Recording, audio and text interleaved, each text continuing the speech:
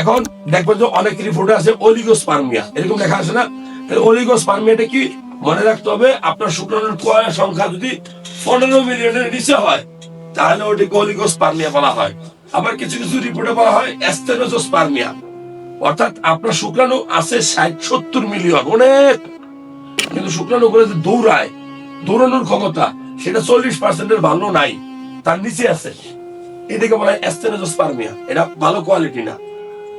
আবার দেখবেন যে কিছু কিছু রিপোর্টে লেখা থাকে টেরাটোজোস্পার্মিয়া, সেটা কি আপনার অনেক শুক্রাণু আছে, অনেক হিউজ, অভাব নাই, একটাও তাজা নেই, সব মরা। এরকম রোগী অসংখ্য আমরা পাই ভাই। এটা হাসির কোনো গল্প না, জীবনের গল্প। যখন বিয়া করবেন 5-7 বছর পার হবে, আপনার পিছনে মানুষ বলবে আপনি আটখোরা, আপনার মানুষ বলবে যে জনের 10 তলা বিল্ডিংটা খাবো কেনা। ঠিক না ব্যাটি? আমি আমার নাম কইছি।